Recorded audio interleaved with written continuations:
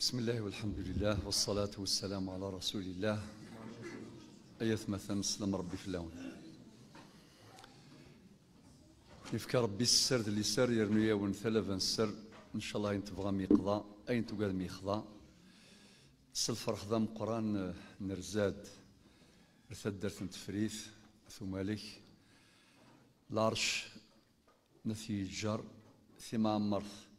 سيدي محمد مالك سلفر خضام قرآن ولون النغ مرة زوارن سام كانكي عزيز غلاين علاين قلوبنا سبقت أبداننا إلى هذه القرية قرية تفريت إلى هذه الزاوية في معمرث سيدي محمد مالك العرش نثيجر سلفر خدام قرآن أنا مليل باش أنغر تركة ديجا الشيخ سعيد يجرد في السياف ويرحم ذيون مسنون ديجان لاثر هؤلاء العلماء التحقوا بربهم ولكن تركوا ميراثا لا يقدر بثمن الميراث الذي يرثه من أراد لأن المواريث المادية تنتقل إلى الورثة بالفريضة الشرعية ولكن هذه المواريث المعنوية العلمية من أراد أن يرث فليرث تركة تسجاني مذانا يمولان نغل جدوذ الدريان غير الدريان الدريا تروحوس الفريضة تامورث نغ تزمورث أما ناس لا تركة النظام القاين يسعنا زرذام قرآن وين يبغانا ذي ورث ذي ورث الشيخ سعيد يجر في السياف ربي يجد التركة ثم قرآن ذي الروج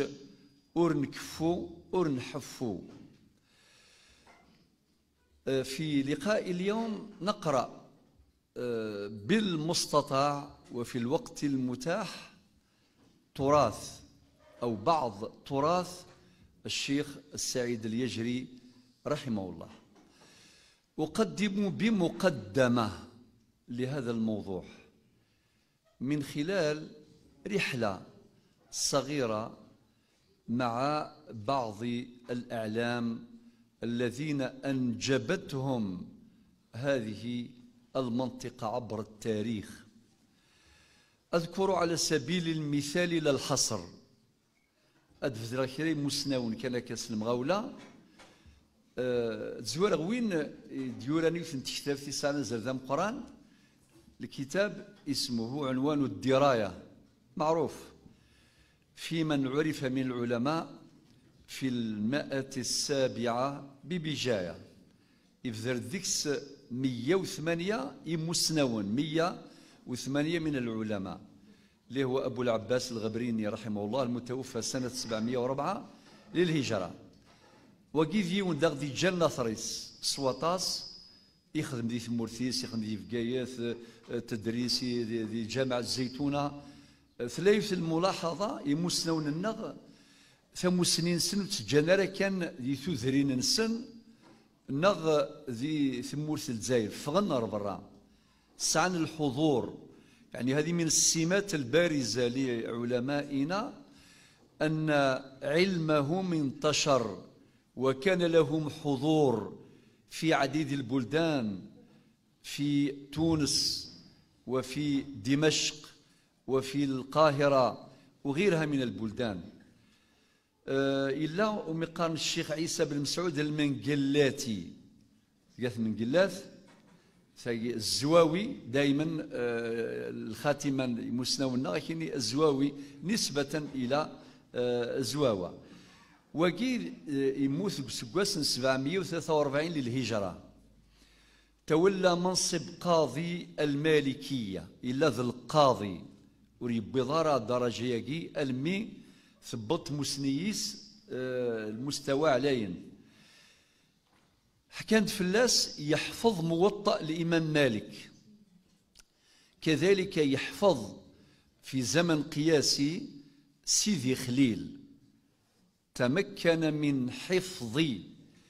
المختصر الفقهي للشيخ خليل المعروف عندنا بسيدي خليل في زمن قياسي في مدة 3 شهور ونص، 3 وقورا ذو النفس. الشيخ عيسى بن مسعود المقلاتي ومقارن أبو الروح يختميث ذي 3 شهور ذو النفس. ثم شوتي سولا نتا غزيفث سواطاس أمعنا هاث ذا كان يزمر غادا دينيغ أخاطر دوغالغ باش هذا دينيغ واقع مسنواقي ذنتسا يقنقشن يونسي مسنون الزمان اللي هو ابن تيمية 3 عفر بي أكن ملان ذي القاهرة، وانتدب لمناقشة ابن تيمية في بعض آرائه الفقهية. الشيخ أحمد بن دريس اليلولي الزواوي وكذا يموتن في كواسن 760 الهجرة، وكذا يون مسنوى مقران يكفي كدينيغ باللي نتسا يقصغرن ابن خلدون. العلامة ابن خلدون هو تلميذ للشيخ أحمد بن دريس، سيدي أحمد بن دريس أثام في معمر في سميس داني الزرام ذي ثمورثنا. الشيخ أبو زيد عبد الرحمن الوغليسي يموتن في كواسن 786 الهجرة، صاحب المنظومة الشهيرة المنظومة الوغليسية في الفقه. الشيخ عمران بن موسى المشدالي فقيه محدث أصولي. الشيخ أبو الفضل المشدالي يموتن في سكواسن 864 الهجرة مشدالا، أتقن 7 قراءات، جودها أتقنها وعلمها للناس، فقيه أصولي. الشيخ يحيى بن معطي الزواوي وقي سي العرش نث فراوسن ذي مقلع سمحتي ابن معطي هو أول من ألف ألفية في النحو. ذنتسا إذا مزوارو يدي سفغن الألفية ذي النحو قبل ألفية ابن مالك وقبل الإمام السيوطي، يعني هؤلاء من المشاهير. مدينة ابن مالك صاحب الألفية الشهيرة ذا مسنوى مقران ذا ذران مسني ابن مالك. الإمام السيوطي جلال الدين السيوطي كيف أنوثني الزوارن يدي السفغن تا كتاب ذو حريشاقي من القواعد النحو ذواقي ابن معطي يحيى بن معطي الزواوي. سمحتي نتسا أو الشيخ سعيد يجار ألا سيناقيك زمنا ديننا في سيباويه نتساينا نكونين الناد سوى سيناقي سيباويه وقي قطب لغوي فارسي سيثمورت فارس، ولكن سبحان الله سوى سين إكزمرنا دينين نتساينا نكون دينيني. هؤلاء يعني الاثنان هما القادران على القول لسيبويه أنت تقول ونحن نقول. ذوي ذاكي ذي العلماء النص سيسن الشيخ سعيد أيجر من اخترت ابن معطي ذا قديم إيقموثن دي 628 الهجرة، من غالدر الشيخ سعيد أيجر إيقموثن دي سكواسن 1951 يون زيكي يون زمر ديني ثورة يزمر يوضى ديني قال سيبويه وأقول أنا. ابن معطي الزواوي يصغر سبحان الله ذي الجامع الأموي ذي دمشق. ابن معطي رسالة نسنغ المنظومة ينس الألفية شرحت أكثر من 12 شرح من كبار علماء اللغة. يروح مصر، ذي مصر فكان سيوث القيمة ذي العجب الوقت النية ماشي مثورة الدبلوم لي ديبلوم الشهادات ذي الوقت ذي الإجازات. على كل حال الإجازة مازالت ساعة غازاليس أريضا أرتورا. أما ذي الوقت ذي القاهرة ذي مصر ذي ثمورث من الأزهر الشريف مرفكنيون الإجازة يعني الشهادة ذي ثمسني ذو حريشاكي وتسعر زال وتسعر القيمة سوى ما ينتقد ابن معطي زواوي ما يندواقي يستاهل باش ادنيني ذا المرجع ريفيرونس ابن معطي الزواوي كان مرجعا علميا معتبرا فالشهادة لا اعتبار لها لا قيمة لها حينما تمنح لأي كان إلا إذا أجازه ابن معطي الزواوي. الإمام الذهبي صاحب سير أعلام النبلاء ذي كتاب ثيسيس مستذكرة الحفاظ أم كيسي سمى ابن معطي اسمه الشيخ العربية، يعني الشيخ ذي القواعد داكي نتعرف يقال ذي نتا تسارقة ثم قرانت تسالنت موسني ثم قرانت ذو حريشاكي أمي السلام. هذا نقال الشيخ أبو يوسف يعقوب المنقلاتي ولا نسى ذا الزواوي ذا سي جهان عين الحمام سي أبي يوسف ثورة بلدية أبو يوسف تعرف ذي اسماكي أبو يوسف أبي يوسف يموت بسكواس 690 للهجرة. يسعد تلاميذ مقرن السجسن ولد في ذا مزوارو اللي هو أبو العباس الغبريني صاحب كتاب عنوان الدراية. تولى القضاء بتونس. فيه ملاحظة أخرى أن وطاسي مسنون النغ رفذنت مسني غرن الصغران رنا خدمن المنصب كي قواران ذي القضاء يرنا ذي المذهب المالكي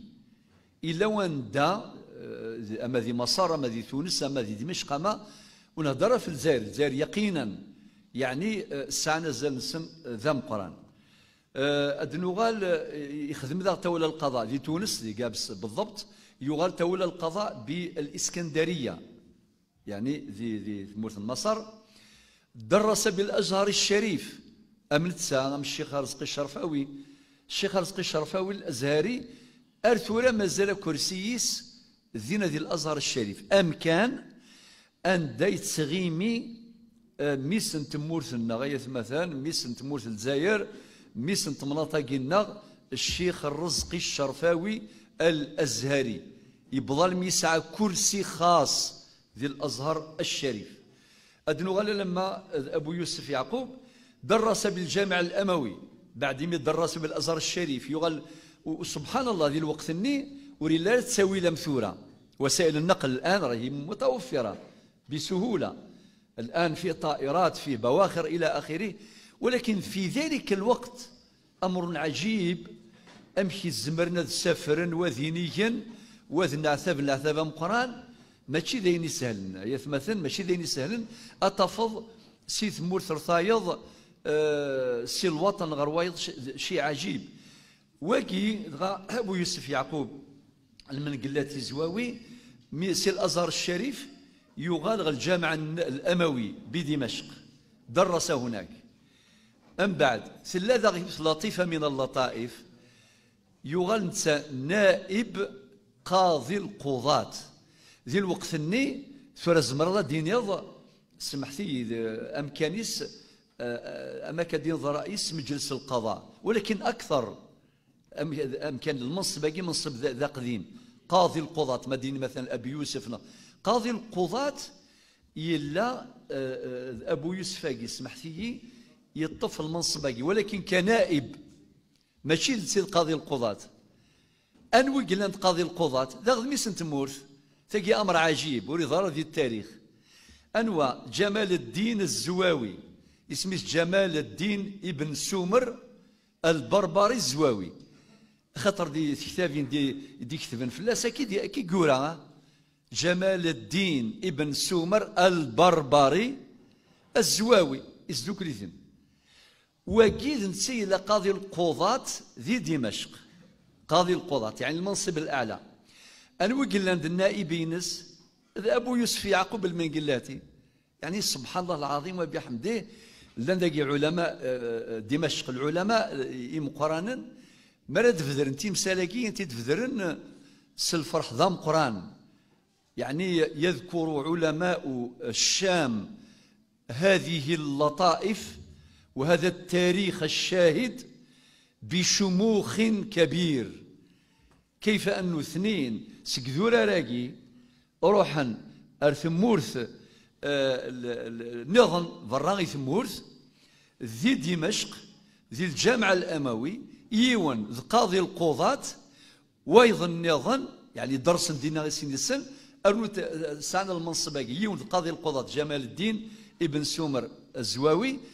أنوي ذي النائبينس أبو يوسف يعقوب المنقلاتي سبحان الله ذي نصفر حنس واطاس على كل حال لن الساعة 14 على الأقل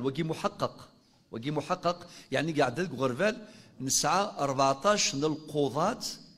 نتمورث النغ نتمناط النغ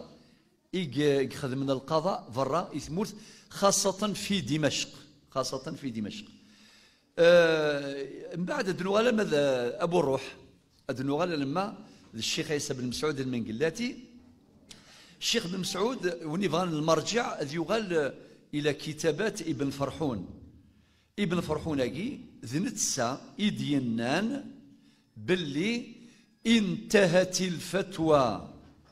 في الديار المصرية والشامية إلى أبي الروح تجد الزيث مليح خاطر ما دينيض انتهت الفتوى إلى فلان المعنيس ذي الحديث تقاشوشت انتهت الفتوى ثبض الحديث ذي الوقت اني أندى في الديار المصرية والشامية إلى أبي الروح على كل حال وقذاقي ذي ثران إسعنا زادم قران أشرت إلى المجلس الذي عقد لابن تيمية لمناقشة بعض آرائه في القاهرة تحت إشراف ورئاسة بدر الدين ابن جماعة اللي هو الشافعي للمذهب الغالب في مصر هو المذهب الشافعي من انتدب لمناقشة ابن تيمية هو هذا العالم الجليل أبو الروح المنقلاتي أثلث نعفو ربي ثم نعود إلى عالمنا الجليل إلى العلامة الشيخ سعيد أيجر أثلث يعفو ربي وقي ذميس اسمي سعيد بن علي بن أحمد اليجري أيجر ذميس انتدرت سيدي أحمد والي العرش نثيجر يلول ذوك سكواسن 1290 للهجرة يوفقا 1873 للميلاد بعد مذكر ثوراني المقراني وكل الشيخ الحداد سعامين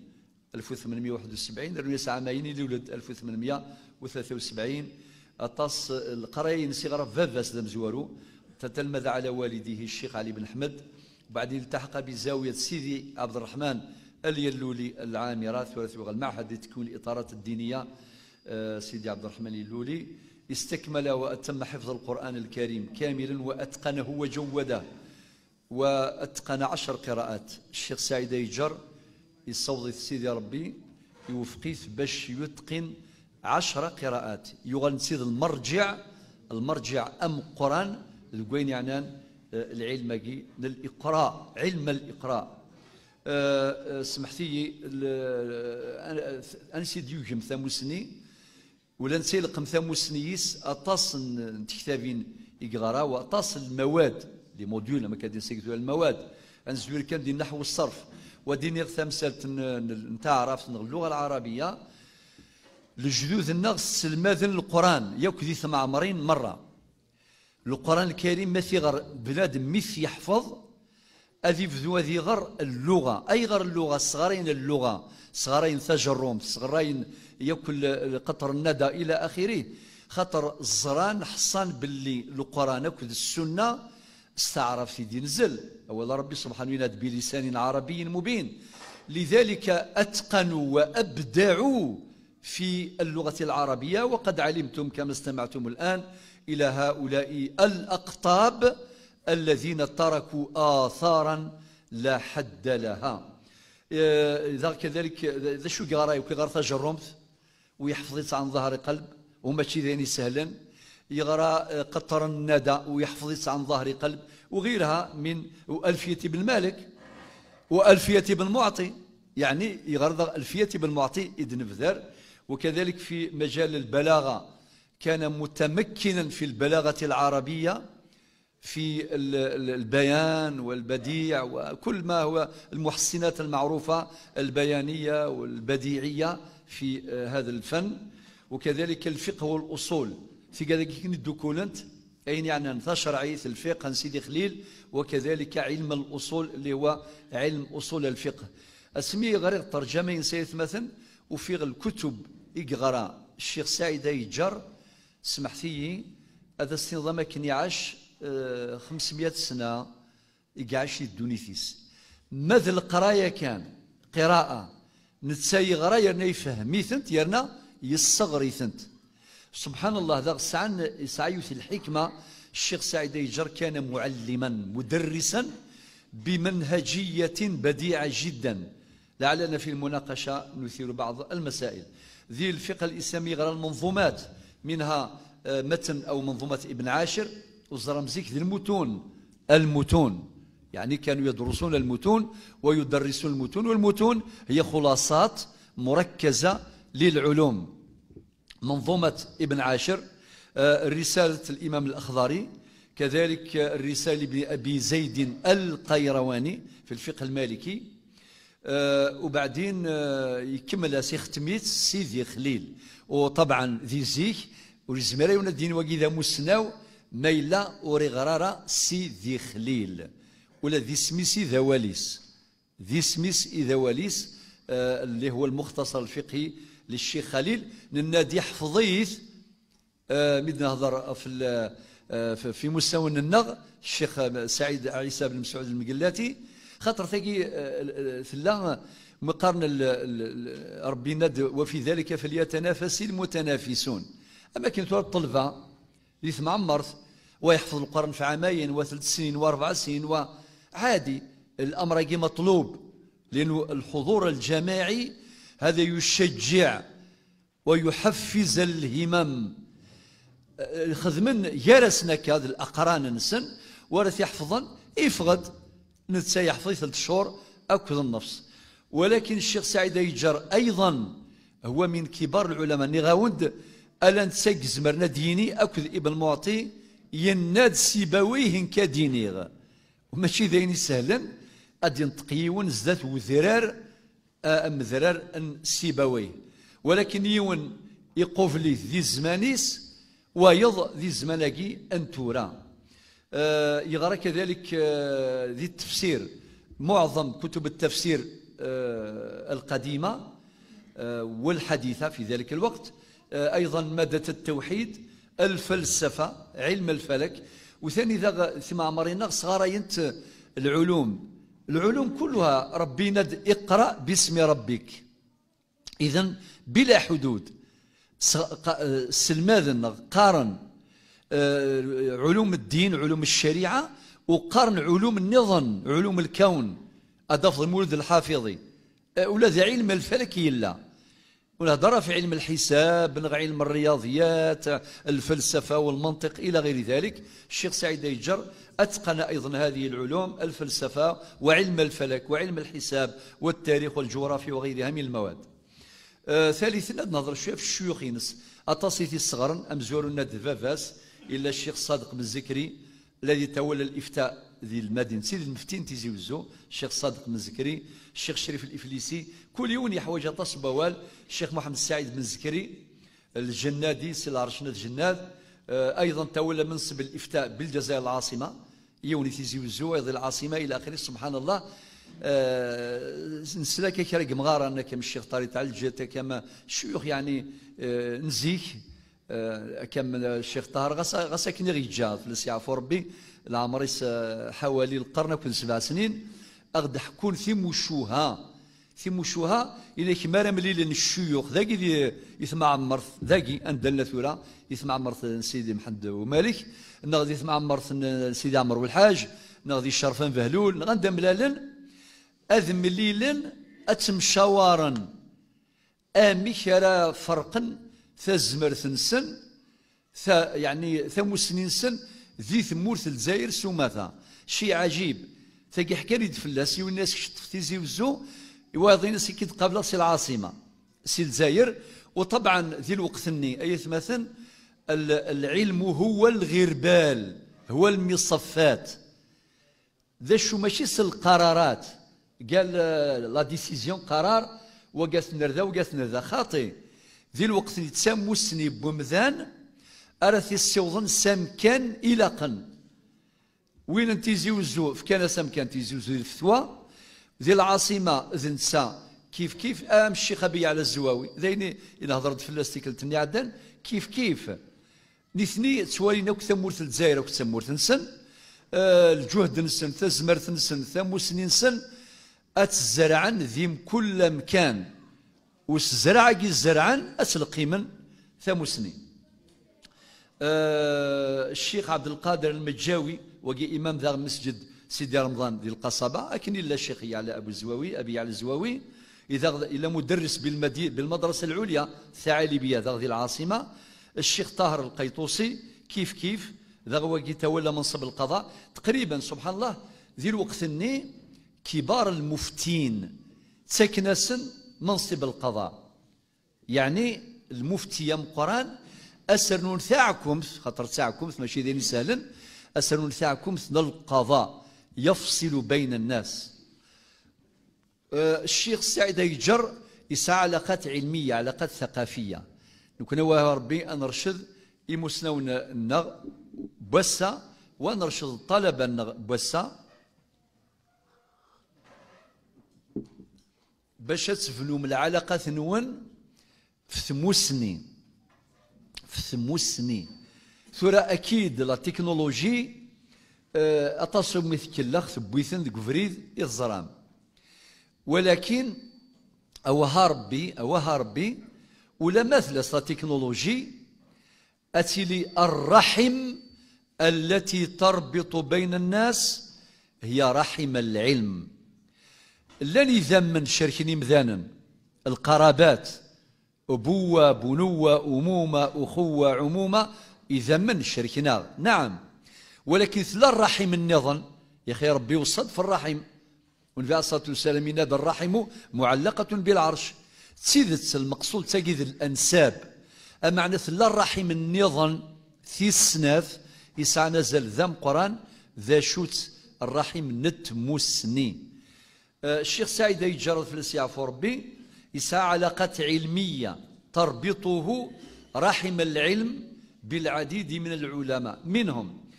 الشيخ أبو القاسم البوجليلي الشيخ أبو يعلى الزواوي الحسن بن فارس العيدلي سعيد بن الحريزي القلي سعيد البهلولي الورثلاني سعيد الزلالي اليرثني سمحتي كل يوم حوا جوال ولكن ذي المناسبة تمثي كذا يقول الزميرة دنيني كلش ذا شواد نفذر كان أين من صور ذا كان على سبيل المثال ذا مذيا كان ماشي تفاصيل خاطر كل يوم يحوج طاس بوال الشيخ محمد السعيد السحنون اللي يراثني المولود الحافظي أطاس يعني أكثر من 50 من العلماء يسعي سن العلاقات نتاع التبادل المعرفي والتبادل العلمي التراث ينس من ذا كان سي التدريس مارس التدريس يا اخي قارن سيزيك ان شاء الله تصغرت تلقمت مسني يخدم تقريبا المجموعه 53 سنه المراجع تقريبا نفس الرقم يدفكات ياك 53 سنه يقلا مدرسا معلما السلماذ يصغراي يسربي يسلقيم ثاموسني على مدار 53 سنة مدرسا عبر أكثر من 12 زاوية سيسنت الزاوية قدين لا ثورة زاوية انتفريث زاوية سيدي عبد الرحمن اليلولي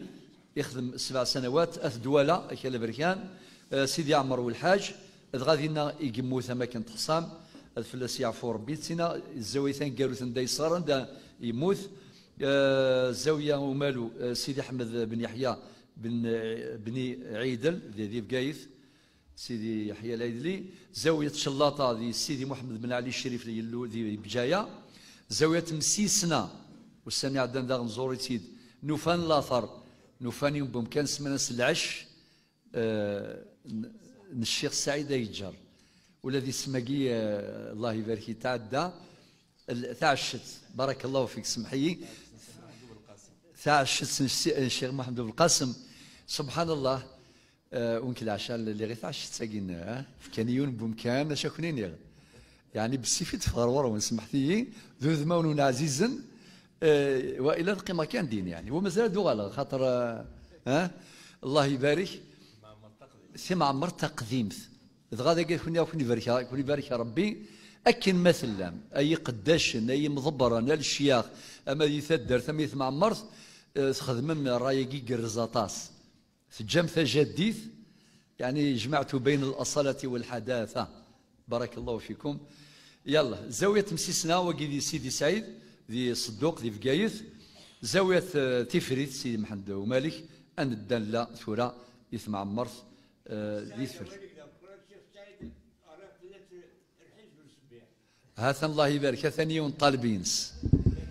هاثن الشهادة غير الحياض هاثن سلفا يثمث ثين الفلقة سيدي ثين من ثوابت الحزب السبيحة ثاني غراض في الشيخ سعيد يجر ذا شو تسقواس ذا شو تسقواس ما تشفي ولا فرم الزيض مازال البرك الله يبارك كي حرز ربي هاثن الشهادة غنسلا يسعى على المباشر ثورة مازال يتحفظ مليح الله الله والي ذا قد دخل مايون تعليق خفيف تزرم يثمثن طريقة المنهجية صغارا في معمرين النغ أحسن طريقة في الدنيا ولكن ماشينو سيدتي لهاد نهضر فيه يرذن النغ في مزين النغ الهانت يفاون النغ الهان معنا السمح ديال ميتسلي غير وياض سكو قال غير تسليغ وين مقارن الشيخ محمد متولي الشعراوي الفلس يعفو ربي اسمي بعد الاستقلال يساد على راس الوفد الازهري البعثه الازهريه الى الجزائر تزرى ما شحال يقيم رومي ثمورتنا القرن 32 سكواسن ذا شو ديقران في معمرين شو ديقران القران صافي غير الدونيث ثمورت الجزائر كفاديس القران ذاين امعنا الحمد لله بعد الاستقلال ما زال القرآن الكريم ذي جذمارا ذي قلغا القرآن محفوظ في الصدور قبل السطور اسمي دي بض رمضان الشيخ محمد متولي الشعراوي الله يرحمه مفسر القرآن في هذا الزمان إنه كسراجوغ باش للشيخ أذغرا تراويح أذغرا القرآن سنسخة إنه نثنكن ملانا دا الديغ وفي قارن القرآن سوين يحفظان يتبدل سي الجامع روايض يروح الجامعة مزورين يسهث ذاكي الشيخ هاكي يحرش يحفظ القرآن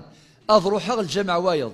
إن كان دا روحه وفي القرآن يتوحفظ باش كلا دنيني أين خدما مزورة السيسن الشيخ سعيد يجر والحمد لله أثن تلميذه قدم شهادة حية الآن بمنهجية تدريس مهمة جدا سلواحث ثالواحث الني ما تيمحو أثن زرما مش خدمني ياكوكين مشي تسيارو أمشي تيمحو أمشي قار تدريجيا شوية شوية درجة بدرجة أم بعد كرر أدنو غالسا كرر الني أرنويس الحزب الراثب أدو غالغ ألم الشيخ متولي محمد متولي الشعراوي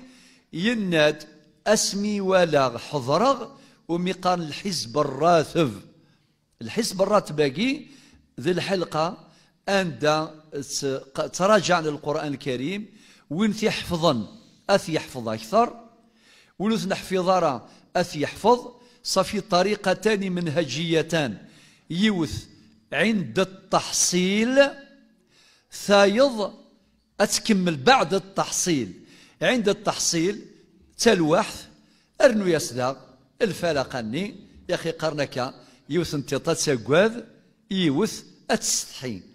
أمعنا الطريقة دي ربان الجيل حرزنا ولا ربي ذي الوقت الثورة قبل الثورة ذي الوقت ديلا ورومي ذي ثمورث النغ الحفظ القرآن أمعنا القرآن يتوحرز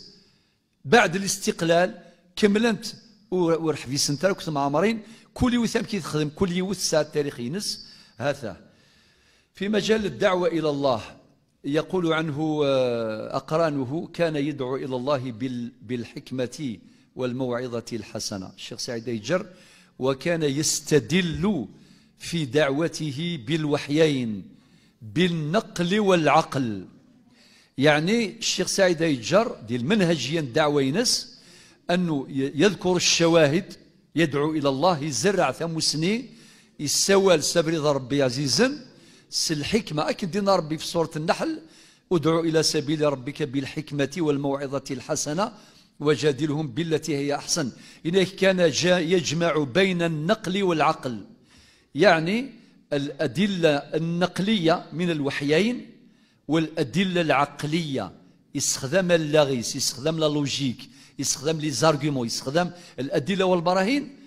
يون سيسن سي التلاميذ ينس إنك سألته لما تفعل كذلك يا إمام؟ إنس لأن الله هو الذي قال قل هاتوا برهانكم إن كنتم صادقين. إنس والبرهان يكون قويا بدليلين، بالنقل والعقل، يتضافر الدليلان النقل والعقل لإقامة الحجة وتبرئة الذمة. يعني باش كان ننظر باللي الشيخ سعيد أيجر إنجراغ دافريد الدعوة إلى الله آميك نزمر أن سيوض الدعوة إلى الله. ثلاث مسألة النظام اللي هي احنا درك نسموها باللغة المعاصرة فقه الأولويات، فقه الموازنات، فقه الواقع. هذه مصطلحات، ولكن كان يمارس هذا الفقه عمليا. والنبي عليه الصلاة والسلام في حديث معاوية رضي الله عنه أشو قال النبي عليه الصلاة والسلام من يريد الله به خيرا يفقهه في الدين. فهو تفقه في الدين. ومن الفقه في الدين الجمع بين فقه النصوص وفقه الموازنات، بين المصالح والمفاسد، بين المصالح في حد ذاتها وبين المفاسد في حد ذاتها، وفقه الواقع ينظر إلى الواقع بعين بصيرة. أدعو إلى الله على بصيرة أنا ومن اتبعني، إذن فقه الواقع. وكذلك فقه الأولويات اللي يسميوه الآن فقه مراتب الأعمال. في كذلك يكون تستخدم سعيد أيجر ذي ثيكليس، يعني في سيرته نقرأ هذه الأنواع من الفقه التي ترجمها عمليا في دعوته إلى الله. وكان مهتما أيضا بتهذيب العلاقات الاجتماعية، وكان يستثمر المناسبات الدينية والمناسبات الاجتماعية. وهذا من الفقه أيضا ومن الحضور. ربنا قال لتكونوا شهداء على الناس والشهادة تقتضي الحضور. يستثمر المناسبات أما الدين الشرعي ثم المناسبات المجتمع، فبالتالي باش يدعو إلى الله سبحانه وتعالى. مجال الإصلاح كان أيضا رغم الجهود الكثيرة والحضور المكثف في عديد المجالات، ولكن لم يكن غائبا في مجال الإصلاح. خاطر ثيم عمر النغ تسيدت مدينة ثيم عمر ذي سميسي ذواليس. ثيم عمر صغاراي تسلمذ القرآن، تسلمذ العلوم، تربي ولاد الحياة تربي مكان يعيش. ذي الطلفة راه يسبون، راه يخدم السكسو، راه يخدم الطعام ذيني، راه يزيز ديني كلش. تصوروا صافي ديون ذا مشطوح ذا مشطوح يجا يمولانيس أدياس رثم عمرت أذي يرفض الشغل وياض نكون ساقيت ولا مامي كل شيء إلا ثقي باش كان أنظر آمي إلا يون عبد الفتاح أبو غدة في السياع فوربي يخدم كتاب سميس صفحات من صبر العلماء على شدائد العلم والتحصيل. سميخ المحاضرة خارج الوطن جيوث الدولة بذرد الكتابة بقوة نغسلو كان مزاليث هذه زرا شو قدران ذي معمرين النغ أثني ديرنو الكتاب ثيس صفحات من صبر العلماء على شدائد العلم والتحصيل. أدي حكوم صفرن الطلفة في الغرفة في أتص ناس وكي دياوين تزرد مك عاشن الطلفة النغ ذي معمرين النغ أذجلي خامن إنسان كل شيء الحيفي الله النفي الله إلى هالسس بيت محنن إلى هالسس خطر كل محنة ثرنوذي العقل نقارن إمزورة أيضا دني غاولاقي خاطر ثي معمر السلماد لشوالاكي والسلماد غير نظن ذي المحالة دياس يون يث معمر ذي اللاز اذ يتش اذ يسو اذ ينس والله يبارك ذي المحال ادي عديون ذي ثمامرين اذ يقيم اللاز نغاد ينس ذي فرا في كذاكي تطور كبير عند غيرنا عند النظام قال مظهر كبير من مظاهر الحضارة فكان سازال ثورة ساقي منطق الناس أتواخذ اللوتيل موليش لوتيل عندها ثيليض ولكن ثم عمرين خاطي مرحبا لعسي ولكن مرحبا لعسلامة الله يبارك مشي كنقارن تاع بوط ثروة تاع روث ثلسة ذا يقلان أرنو ذا موضوع الإصلاح خاطر الطلفاني ما حضرا أساسا وقاد يفرون ثلوفة يمناين الخير وغل الطلفة رفذن الإصلاح سقم قرانا ويرفذ غفا أم غاري السوال إلى مزيد سغوال أمر كان تيتناوال ثلاثة مسلاين الخصن داك لا سوسيولوجي نتمتي ثلاثة ولاش صراع الأجيال خاطر إلا ذا الريف الكانون ثملال ثواشولت تجمع تواشولت الريف الكانون صافي تربياك ذي برادة في ظهمة ذاكي الريف الكانون ذي هنا مغاري السوال المزيد سغوال أمر كانت يتناول ربي في كاغي مسن تلدي ضاغي فاسن يعني سيتان تو في غادي دونيث ذلاكول ذا المدرسة وذا غي مسناونا قلنا سيسن الشيخ سعيد الفلسي عفو ربي ذيون بذرار انت مسني أذرار أعلاين يخدموا لنا نساء الإصلاح ويسهم في الإصلاح مع رجال الإصلاح في المنطقة. جمعية العلماء إلا ضمن الهيئة الإدارية للجمعية أكد عبد الحميد بن باديس الشيخ البشير الإبراهيمي الفلسي عفو ربي كامل الشيخ بن باديس الشيخ الإبراهيمي الشيخ طيب العقبي الشيخ المولود الحافظي الشيخ مبارك الميلي الفلسي عفو ربي وذي التاريخ ذا ثقي شهادة حقيقية الشيخ عبد الحميد بن باديس يزورد الشيخ سعيد أيجر يقيم الغرس يومين ذي